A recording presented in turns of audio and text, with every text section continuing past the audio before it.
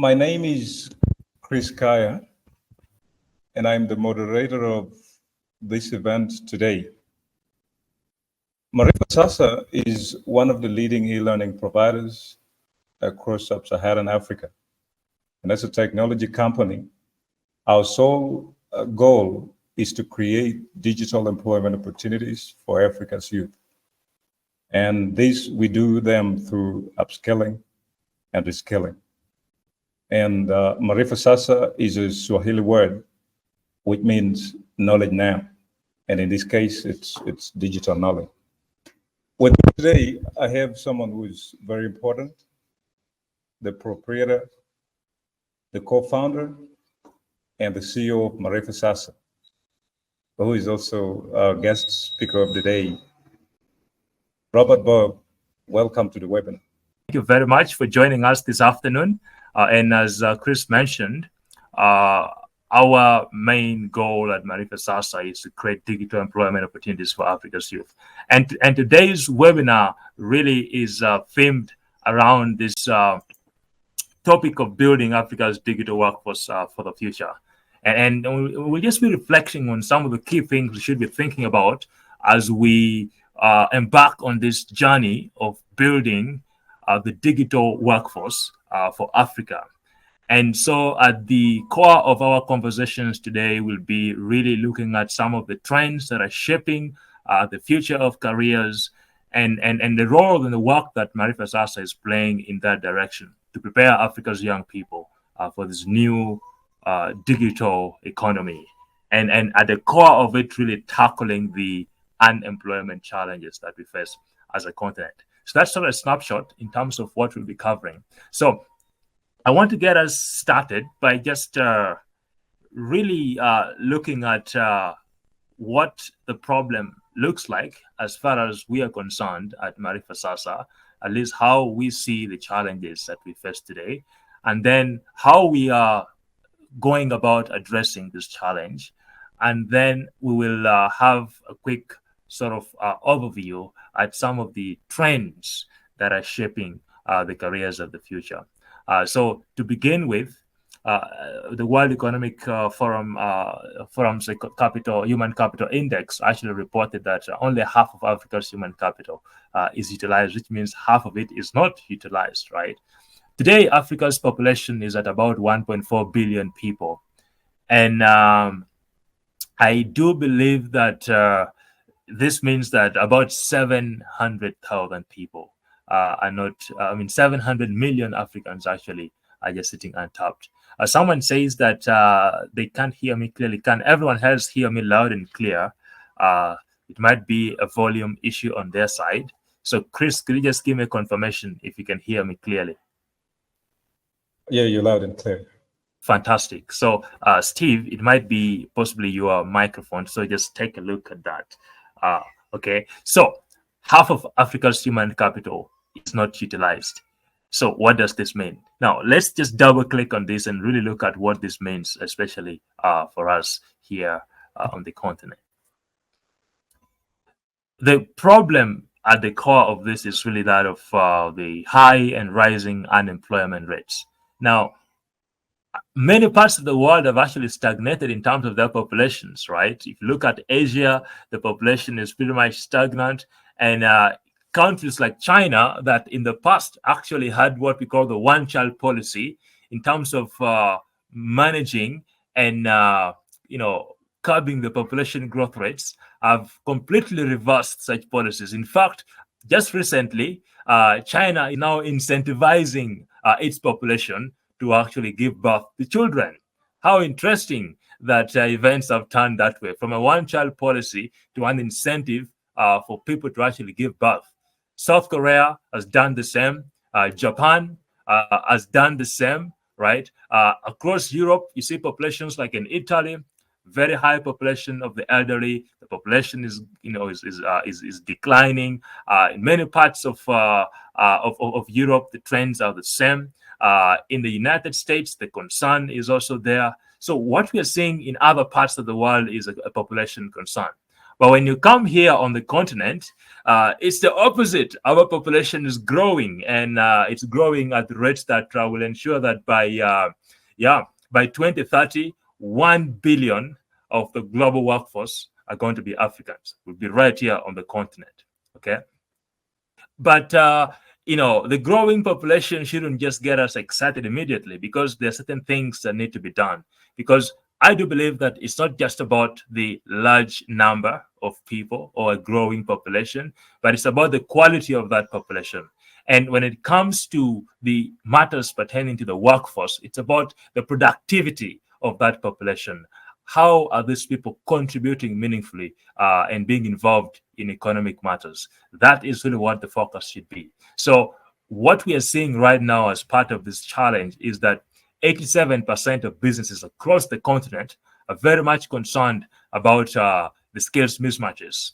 In other words, there are actually opportunities available, the jobs possibly to be done, but the biggest challenge and perhaps the biggest explanation for the rampant and high and rising unemployment rates is that a lot of the people who are looking for these jobs do not actually have the skills that are required to deliver value and to create value for businesses. So this is a big concern. But this concern is really underpinned by the fact that a lot of jobs today, again, are becoming digital.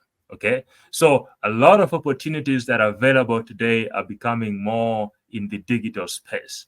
And so for us to ensure that we're preparing, the next generation of African workers for this success in this kind of economy, digital skills are going to be an essential aspect of every single role. Okay, but of course, the challenge that we face is that a lot of our economies are very much limited in their capacity to quickly adopt to this changing nature of the future jobs. Okay, so these are sort of the key things that are driving or perhaps that are at the core of this challenge of high and rising unemployment rates here in Africa. And again, as far as we at Maarifasasa are concerned, we really want to tackle this very, very, keenly. And the solution that we are currently, deploying really focuses on addressing this issue of skills mismatches, especially with respect to the digital skills. And so we are heavily focused on digital upskilling and reskilling.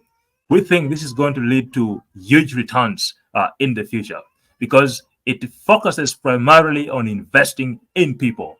And I do believe that the human capital development approach to development is indeed one that a population or a continent like Africa with such a growing population needs to focus on. It has been proven. It has long-term benefits to society and to economies, and it just is a no-brainer. Okay, but how do we approach this? There are three components to our digital upskilling and reskilling approach. The first aspect is a mentored digital in-demand skills and soft skills training. What do we mean by this? One of the biggest challenges of the traditional school system is that you have a lot of people who are teaching our young people about certain things that they have absolutely no experience in and very theoretical, right? So someone teaching you entrepreneurship and how to start a business where they have never started or run a business for that matter. That's a big approach. And so to address that issue, we believe that working with mentors who have walked the journey and they're not just, talking is actually the best approach to delivering tangible value to our learners. And so, for example, if you are learning web development, which is one of those top skills that are highly in demand today, you are going to be taught by someone who is an actual web developer. They have developed websites, they have worked with clients, they have earned and made money and continue to make money by being a web developer. That kind of person is more qualified to actually teach you web development because they understand not only the technical components of it, but also how you can translate such a skill into an income source and begin to earn from it. So that is the approach that we take across all the skills that we offer. And I'll be highlighting a few of the four main areas that we focus on in terms of our scaling program. Second component to this is, of course, the online and offline upskilling programs. Now, we are, as a company, our strategy is very much inclined towards digital and online trainings. But we also understand that a significant fraction of our populations across Uganda and across Africa today, indeed, are still offline. And so, looking for creative ways to deploy offline trainings through workshops and working with other partners that have computer centers, internet cafes, where young people can simply walk in and we work with them to provide the content and the training material, is going to be still a very key aspect of how we deliver this value. But the key here is making sure that we can reach as many young people as possible, both online, which is our key primary focus, but also not forgetting those who are still offline and finding very innovative ways of delivering our skills trainings to those people to actually catalyze and, in a sense, speed up their transition from offline to online as well, because the opportunities are online, right? And we'll be diving a little bit deeper into why that is the case. And then the third, and perhaps one of the most important aspects of our solution, is what we call the global earning opportunities and freelancing certification. Again, I'll be diving a little bit into this, in the next few slides. But just to give you an aspect of why this is important, it's not enough to just train people with skills and then leave them on their own to figure it out, right? We want to walk the journey with you, train you the skills that you need, that we know are actually in demand, and give you the best chance of earning your first gig or your first job. And then our mentors will walk the journey with you until you get your first customer and make some money. And then you get the next one and make some money until you've understood how to actually operate as a successful freelancer in this digital economy. And then we shall say, you know what? You can now actually walk. You have now learned how to walk. So walk and run and fly if you can, right? But those initial stages, as people transition from learning to work, is very, very essential. And walking that journey with our learners is a very key aspect of our focus.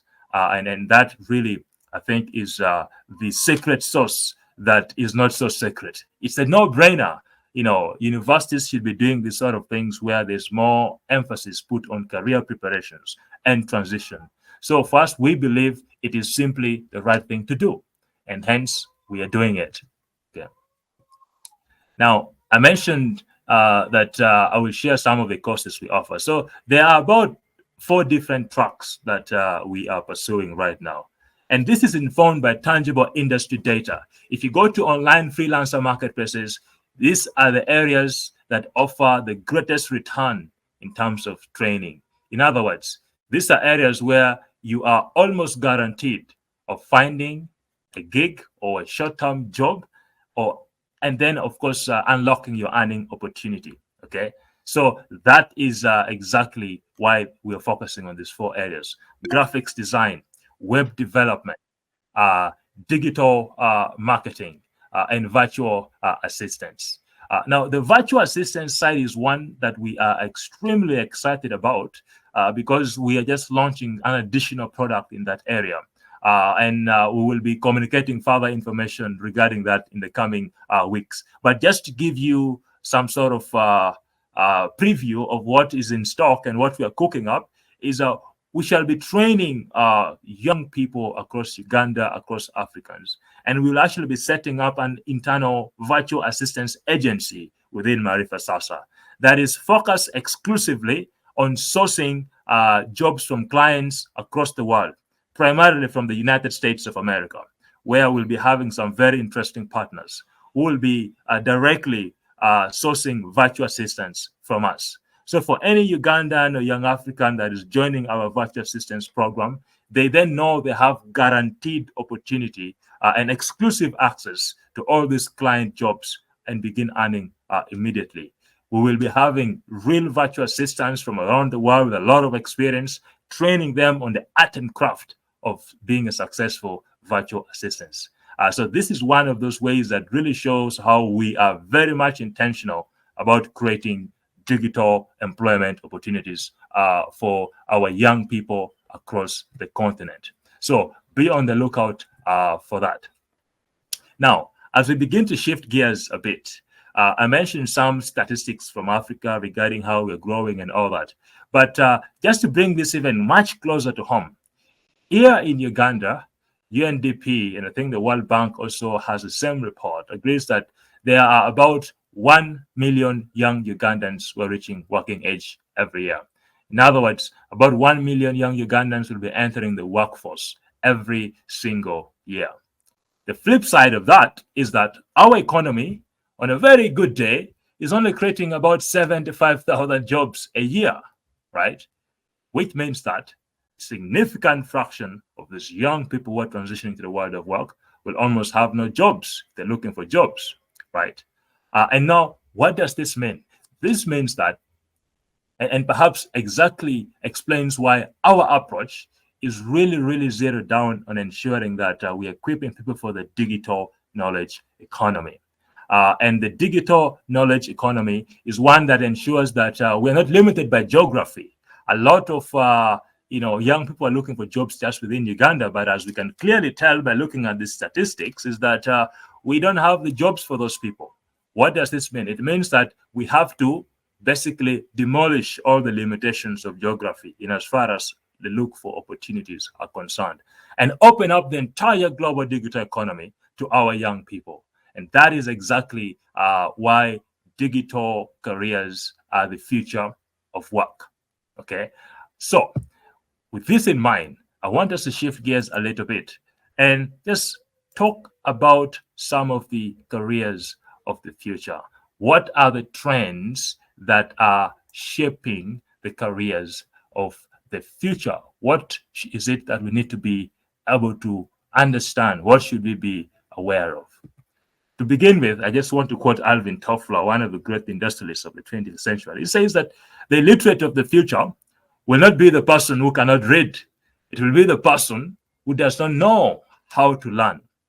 I think this quote very succinctly captures the essence of lifelong learning. Okay? Our young people should get into the mindset of learning, unlearning, and relearning. In fact, anyone that exists in the 21st century, where things are changing so quickly and technology is at the core of driving this change, the only way to future-proof yourself is to become a lifelong learner. Okay, because change is happening extremely fast. Those days where we feel completely nostalgic about the past and hold on to the past are gone. We need to be looking into the future. And the best way to position yourself and posture yourself to succeed in the future is to become a lifelong learner. Learning has to be a mindset. It has to become a lifestyle.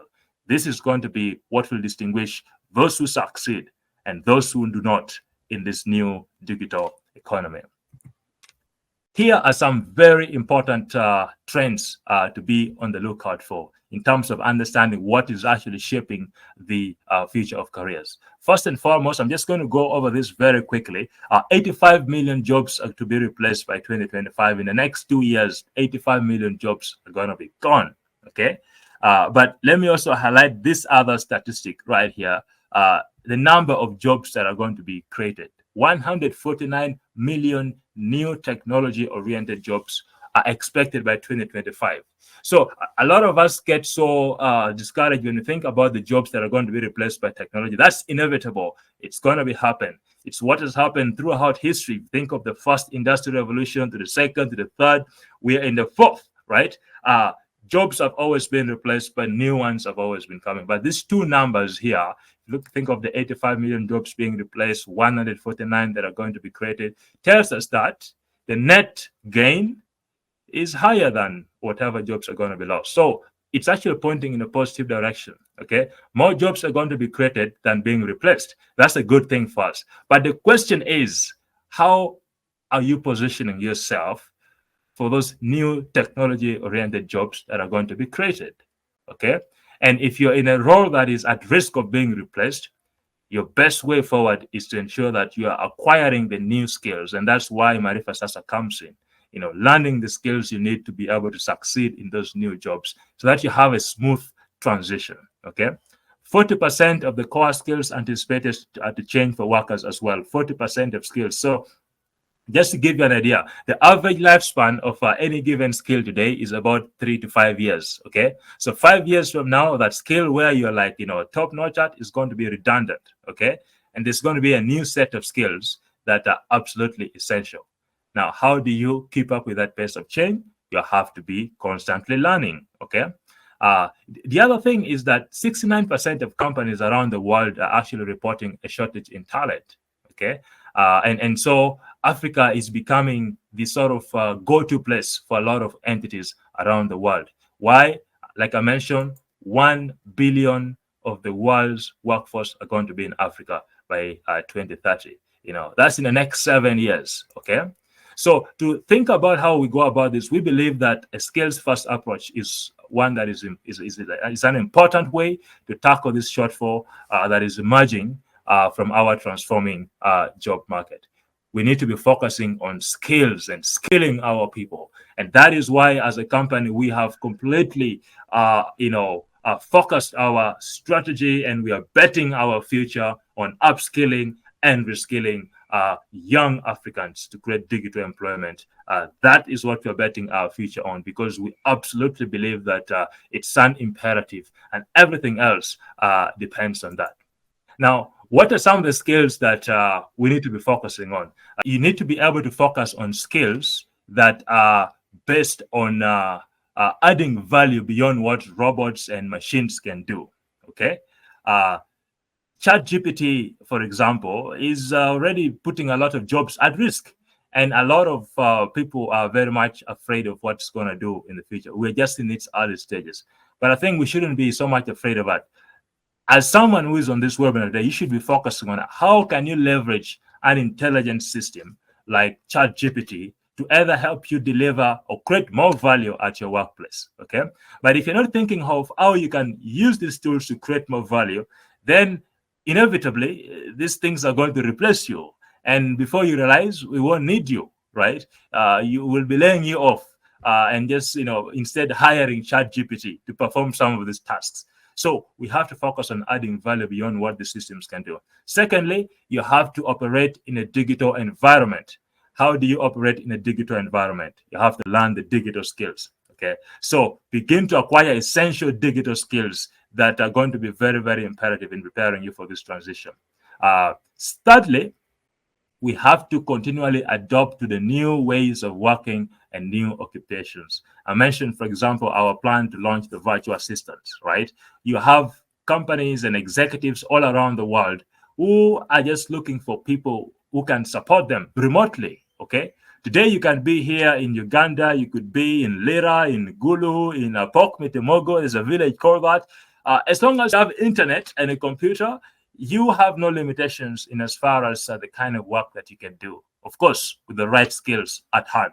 And that is some of the ways through which we can future-proof ourselves from this wave of transformation that is being caused by technology. Okay. Now, to finish up my ramblings in the jungle, let me just highlight the key areas of skills that all of us will need.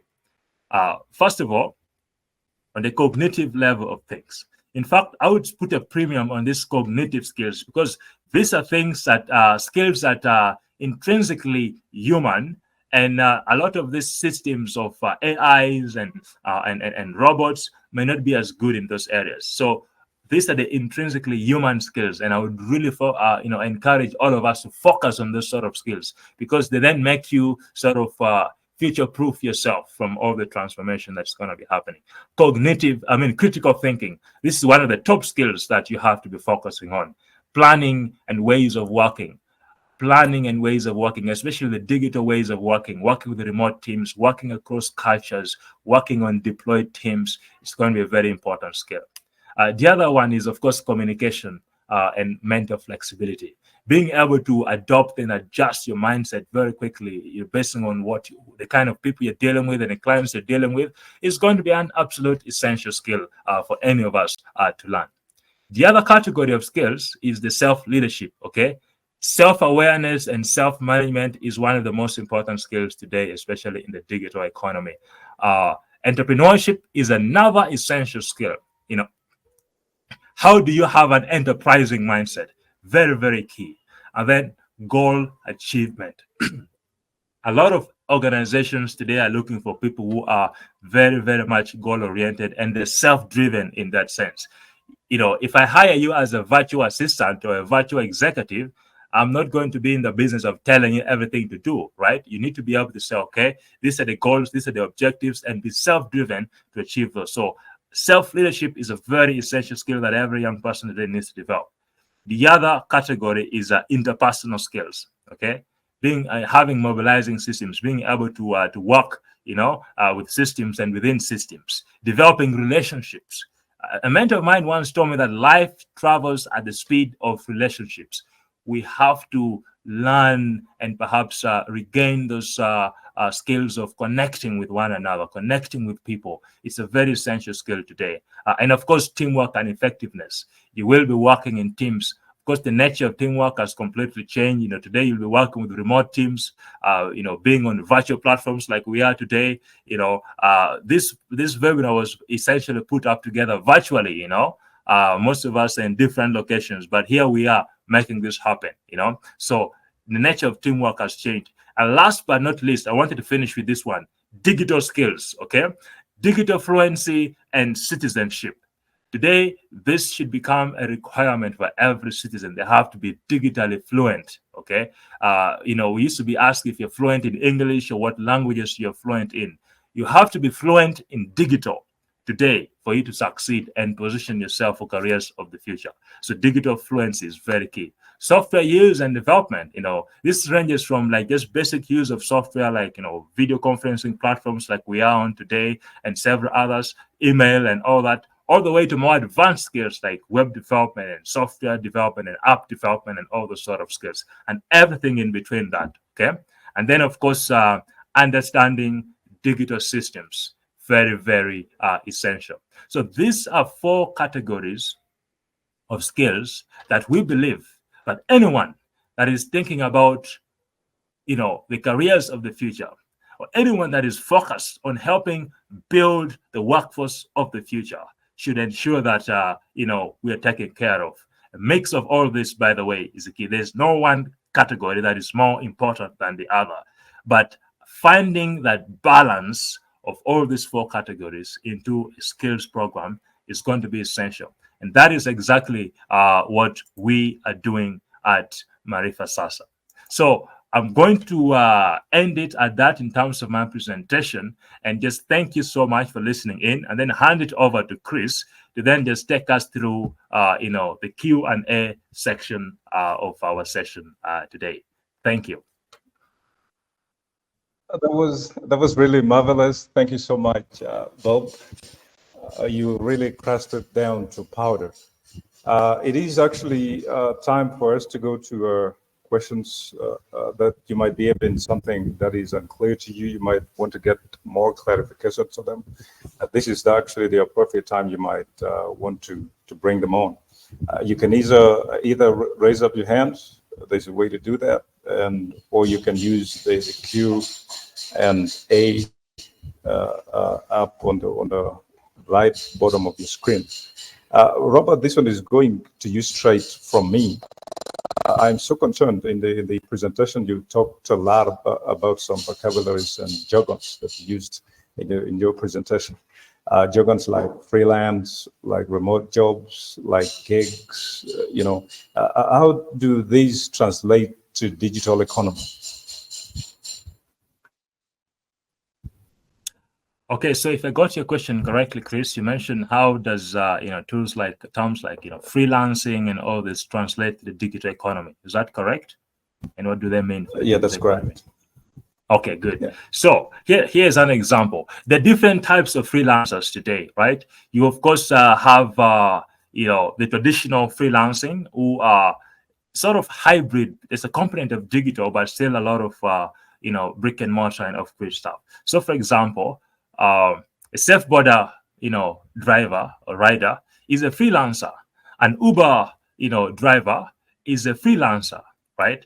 So that's one where you see in the section between the app, which is the platform, that allows anyone to actually be able to offer their services, the driving services on Uber, for example, or as a Safe Border rider and earn a living from that. Okay, those people are not employed by Safe Border or employed by Uber. They're freelancers. They're their own bosses, basically. Okay, so that's sort of one where there's a digital component, the app that allows all this interaction to happen, and then there's someone who's delivering the service physically. The other one is digital freelancing, which is really what, as Maarifasasa, we're very much focused on. I'll give you an example of a key skill. We mentioned virtual assistants, or let me actually use the web developer. Okay, you become a web developer. There are platforms that exist outside there where anyone who is looking for a web developer across the world will simply go and post it there and say, I'm looking for a web developer. I need a website developed within 2 weeks. My budget is $25 per hour. Okay, and they post it over there. A freelancer then comes to someone who has the skills, will then go on this platform and then take up that and say, okay, I'm a web developer. I have all the skills that you require. And okay, that budget is something I can work with. Let's do it. Okay.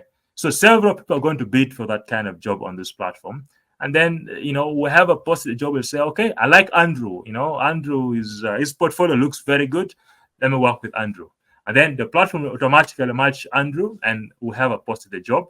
And Andrew will basically deliver the work and get paid $25 per hour. So let's say it takes him about 40 hours to complete this website within the 2 weeks time frame. Andrew completes the work, he gets paid and moves on to the next one. Okay. So basing on these examples, a freelancer is not someone who is on your traditional employment contract where you are tied to one single company. No, you are basically your own boss and you work with different customers and clients at a particular time. But when your deliverables with that particular client, you move on to the next one, right? That's basically what freelancing is. And it gives a lot of flexibility.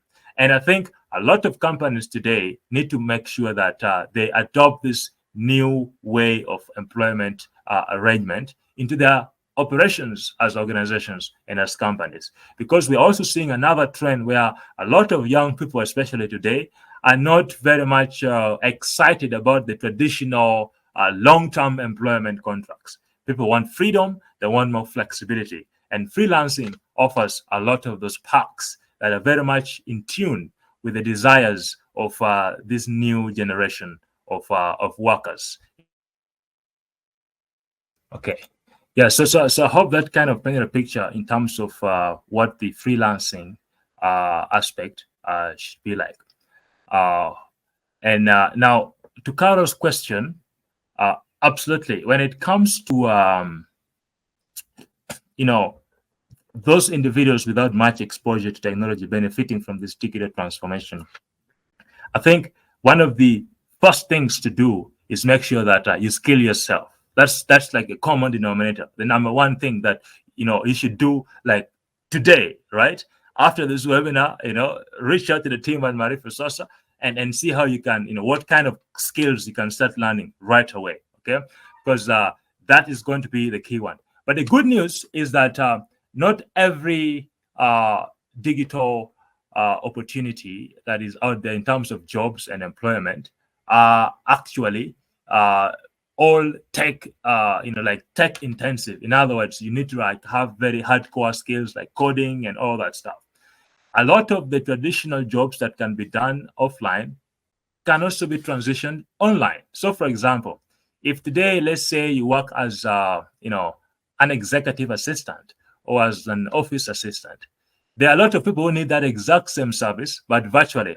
So the only tech you have to learn is how to work remotely. So video conferencing tools, email, those are the basic tech skills that you'll have to acquire to still be able to do the same job function, but in a digital context and in a remote context. Okay, so that's one of the quickest ways of transitioning, looking for those roles that is in line with what you currently do and how you can deliver such a service online. That is a very, very key one. So I would say that is the best way to transition into this if you're not already online. Okay. So there's an exciting opportunity, and it begins by making sure you learn the skills and you empower yourself to start transitioning very smoothly into these roles. And Chris, as maybe we get a few more questions, I just wanted to quickly comment again on the virtual assistance opportunity that is coming up. And Dale Gracious just asked actually, how does Maarifasasa help with joining the digital market? And this is exactly how. What we are doing is beyond just the skilling and upskilling, is then that transition. We mentioned how we work with our mentors who are experienced people to actually help you do this. But something that we're very excited about is what we'll be launching soon, which is the virtual assistance agency. But that's the same model we'll be applying for other skills areas, where we're actually sourcing all the job opportunities from different partners around the world, locally as well. So, for example, someone who needs a web developer, they'll directly reach out to us, and we'll be actively sourcing all those digital employment opportunities. And whoever goes through our training will be automatically matched to one of those opportunities. Okay, and that is one way that we then ensure that smooth transition from the world of like learning and education and upskilling all the way to start working, and your smooth transition to the digital market. And in some cases, as you're working on your first project, the mentor will be there to guide you, to ensure that you deliver that first and very important, by the way, that first important job. You do it well, and you get very good recommendations from that client, so that you get your next one. Okay, in the digital freelancing space, your next, you're basically as good as your previous job, right? So if I developed a website, I got a 5-star rating from a client, the client gave me a very good review, chances are the next client that sees that is going to be very happy and will most likely trust me with their project as well. So this is some of the tricks that you'll be taught, and our mentors will guide you through to really help you succeed and transition into the digital marketplace. So from learning the technical skills to the soft skills like email communication, communication across cultures, working across different time zones, right? These are all the skills you'll be learning during these processes as well. So we are excited about this and the prospects and everything that the future holds, and we'll be very much looking forward to walk this journey with you. I'm seeing some questions in the Q&A. Priska is asking, how do I fit in this digital market, and what does it take? Again, our team will be reaching out, but like we mentioned, the first thing to do is to learn the right skills. So begin to learn the digital skills, and we shall guide you through that process, what kind of skills, basing on your career interests and aspirations, okay? The step number one is to make sure you're learning the skills that are needed to thrive in this digital economy, skills that are in tune with the careers of the future that are digital. Julius is also asking, what are the challenges that you face in building Africa's digital workforce for the future? That's a very good question, right? Of course, I think one of the biggest challenges is in terms of connectivity.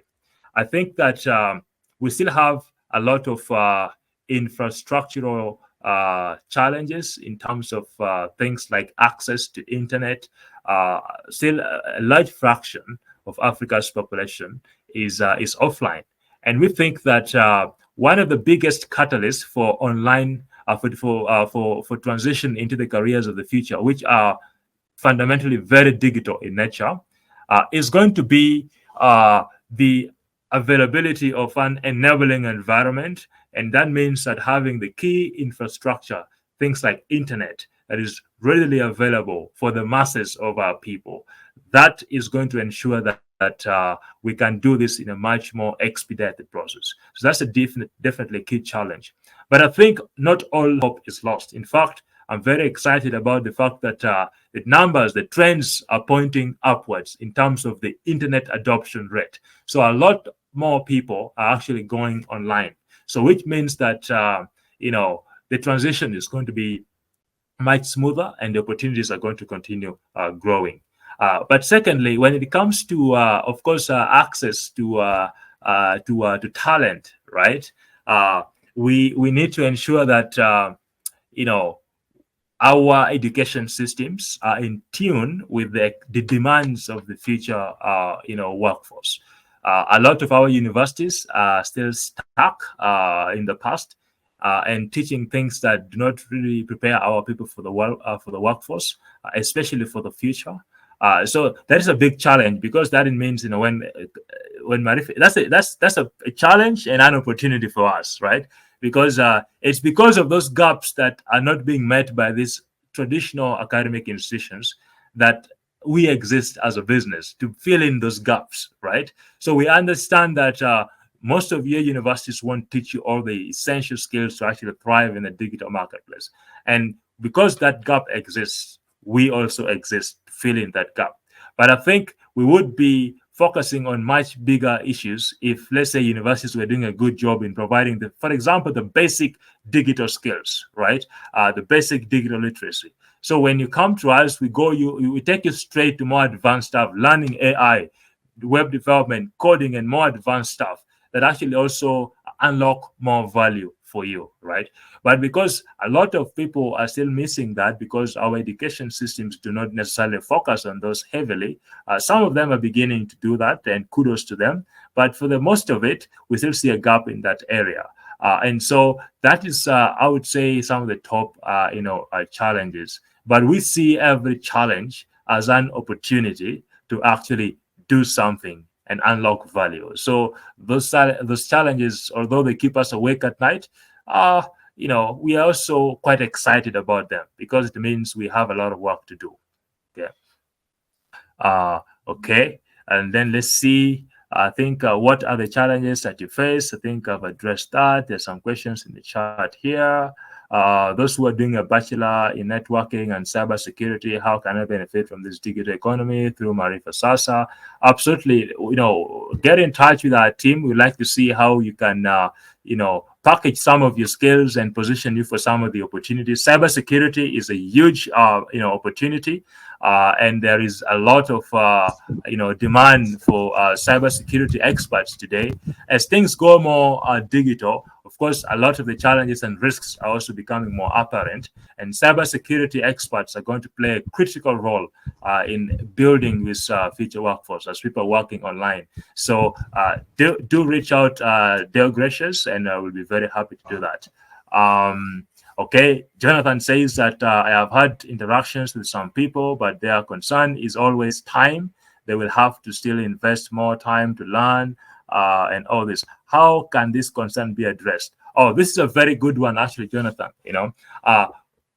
No program that we offer will take you back to your traditional school of, like, let's say you spend 4 years in school, 3 years at the university, and you're thinking, oh my, another 3 years of learning? Absolutely not. Our courses are very short in nature, and they really focus on getting the job done, right? You want to develop a website, you want to learn how to become a web developer. We shall dive right in, so that by the time you finish in like maximum 3 months, 90 days, you've already built your first website, actually, right? Graphics design in just a matter of weeks, right? So our courses are very short and intense in that nature, to ensure that you're not wasting time. Secondly, a lot of our courses are self-paced, which means that you set your own pace. If you want to learn it all and you're good enough to actually condense it into like a few weeks and months, you're welcome to do that, right? So that flexibility is also very, very essential in how we go about delivering this. We plan around your schedule and give you the flexibility to learn when you are able to learn, and not stick you to a particular timetable like traditional schools do. No, we have grown beyond that, okay? Learning has to be personalized. It has to be customized. And we understand that a lot of our people are transitioning from one role to another. So you cannot expect someone to leave their job and go back to school to learn a particular skill. We want to see, how do we fit within their existing schedule? So that's, to address the issue of time. But also the courses are really focused on making sure that the most important skills are passed on within the shortest time possible, and you are ready and set to actually start making some money with your skill. Yes. I'm so glad that you asked that. Can we compete as a country with our friends in India? The answer is absolutely yes. But of course, there are certain areas where, the competition will be very tough. For example, software development, web development, the Indians have sort of dominated, but there's still room for competition. But one area where we have a natural competitive advantage is in the field of virtual assistants. Why? In Uganda, English is our first and primary language, right? So that in itself is a huge advantage that is largely untapped right now. If you speak English today, you can work in anywhere in the world pretty much, because English is the language of business, if you think about it, But specifically for the virtual assistants, we have a lot of clients from the US who are looking for virtual assistants. And the key requirement there is you have to be able to speak good English. And I think I don't need to say, I may get in trouble for saying this, but I think Ugandans speak very good English compared to several other parts of the world, including some countries that have been mentioned here, right? So why not take advantage of that? In fact, we have seen situations where, certain companies will hire Ugandans to teach English in some other parts of the world. Those people are going to learn English from Ugandans and become virtual assistants and then start making more money than the people who taught them English, right? Why not use our English and position ourselves as the top destination for business process outsourcing, for example, as a top destination for those who are looking for virtual assistants to basically help them with client engagements, because we speak very good English, So that is an area where we have a real competitive advantage compared to a lot of other countries around the world. So definitely we have competitive advantages as a country. Absolutely. How can one define their purpose? So first of all, I would actually, align your purpose with your passion. The question of purpose is something that is certainly very important even for us internally at Maarifasasa. Do you understand your purpose, and are you living according to your purpose? Now, the first thing is, first of all, begin by understanding what areas are you passionate about, right? Are you more into like the technical side of things, like you like to solve problems, like writing code and all that? Or you're more of, let's say, a people person. You just love interacting with people. Okay. Once you understand the things that really get you kicking, the things that keep you, your blood flowing and make you excited about life, then begin to think of ways through which you can use those passions and the skills to create more value. Okay. The key here is unlocking more value. Okay.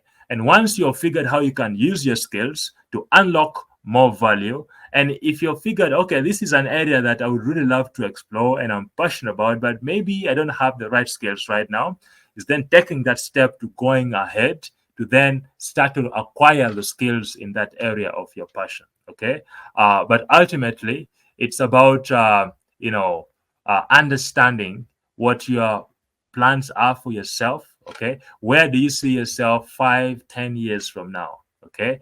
And how do you then begin to leverage your skill sets and exposure you have to take you there? Okay. And doing things that give you meaning, doing the kind of work that gives you the freedom that you're looking for, that give you a sense of purpose, right? We at Maarifasasa absolutely believe that each one of us has a God-given purpose. We are not just living here for, as human beings and just passing time. There's a reason why you're here. And a lot of that exploration is going to be a very personal journey, understanding, why are you here? And what is it that you want to do with your existence? And, what is the meaning of life? What gives you meaning, right? This is a very deeply personal issue and very philosophical. You would go into like the meaning of life and all these sort of things, But ultimately, we want you to do things that give you meaning and give you a sense of purpose and, a sense of fulfillment. Okay. And if a digital career is one way to help you get in that direction, we want to support you. So actually we'll be we'll be launching there's a finance fundamentals of finance course that is coming up pretty soon. We have some courses in business as well, business plan writing. The courses we offer are very, very practical, right? So things like business plan, how to do like, pitch deck, for example, a presentation, very practical skills that will enable you to be able to succeed in a lot of these roles. So the answer is yes. We have we'll have to check the timeline for that, but there's a finance course that is actually launching pretty soon. So by next month, I think it will be live. So be on the lookout for that. But you can pre-register for a lot of these courses. And I think some links have been shared here, and a follow-up will be sent as well. But the answer is yes. And we're working on expanding our portfolio of courses. So if there's a particular skill you want to learn and we're currently not offering it, let us know, reach out, and we'll be very happy to work with our network of mentors across Africa and across the world to ensure that we offer you the skills that you're looking for. So we're here to serve you. So you tell us what you want to learn, and we'll make it happen. We will partner with you and make it happen. Yeah. Yes, that's a very good question. Indeed, so a lot of our courses actually, certified. You'll end up getting, a certificate. We're also, in the long term, working with other partners to actually offer accreditation to some of our courses, right? But every course you complete, you'll finish with a certificate that shows that you have actually earned it. And you also get a digital credential that you can share with prospective employers and all the people that you're working with, on LinkedIn, anywhere else, that shows that you're actually certified in a particular area. So indeed, there are certifications, and we're even working very hard in the back, behind the scenes with more partners to offer accreditation programs for some of our courses. But the most important thing to note is that we are very much focused on skills and not just a piece of paper, okay? This is very, very important to us, and it's something that we are very passionate about, making sure that we're not just producing people with papers and degrees and all this sort of stuff, which is what the status quo is. We want to make sure that you are being equipped with the skills and you're in position to create value. Okay, a certificate is just a bonus to that. Okay. But the most important thing is we'll guarantee you, we'll give you the skills that will make anyone that is in need of those skills absolutely excited to offer you an opportunity. That is our focus. The certifications and the papers, that's a bonus, but our primary focus is on the actual skill, because we have so many people with certifications and papers, but they can't do anything with that. And that doesn't make us excited at all, right? So our focus is on making sure that, yes, although we give you certifications and all the certificates, you actually can defend that qualification. Yeah, absolutely. Some fields are much more positioned for success in the digital economy than others. But to talk about your example in the medical field, there are actually a lot of opportunities as well. In the medical field today, we are now talking of telemedicine, for example, which is basically just the business of delivering healthcare virtually and online. Okay, so some key skills here, communication skills, are actually very essential here. A lot of telemedicine companies, I'll give an example in Uganda of Rocket Health. Although it's online, it's still there are a lot of aspects involved. There are people who have to answer to those chat messages. There are people who have to be at a call center somewhere talking to customers and all this. So using whatever digital tools there are to deliver that service online. So in the medical health field, rather, there is a lot of opportunities as well to actually still be able to do this. You could become, we see now virtual counselors, for example, where you leverage the power of digital to, reach more customers in geographies far and wide from where you are. To be able to deliver some of these medical services. So think about what aspects of the medical field could still be delivered without direct physical contact, right? There are certain aspects that can be done. Those are the areas that are very ripe for digital transformation. Of course, there are certain things that are not yet very ripe, but even in more advanced stuff, like, performing surgery, with the use of augmented reality, this is now more advanced digital skills and technologies. We can actually do, you can have a surgeon in the US, working with a surgeon in Mulago to perform a surgery virtually, right? So understanding these sort of systems and these trends that are specific to a particular sector are also very, very key. That's part of the digital fluency. Okay, so how is technology transforming the medical industry or the education space or the consulting world? Understanding those sector-specific trends are very, very key in positioning yourself in terms of what skills to focus on and where the opportunities actually do lie.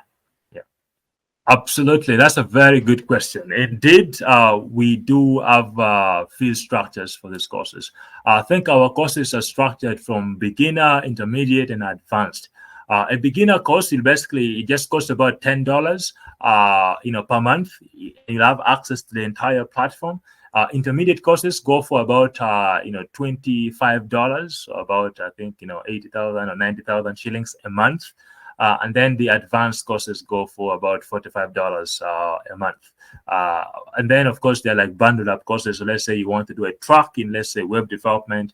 The 4 different areas that I did mention earlier on, you then, the prices will then also be done accordingly. So like these areas, right? But that's the price structure from as low as $10. So very, very affordable. And our goal is to ensure that, finances are not a barrier for anyone as they begin their journey to transition into the digital economy and also position themselves to succeed, as part of Africa's future workforce. So that's a key aspect of that. We, of course, work very hard to ensure we can really, really offer our courses that at that level of affordability. So we want to be as affordable as possible. But of course, also ensure that we are able to keep the lights on, right? From $10 onwards, that's the pricing structure. All right, so I think our time is very much up.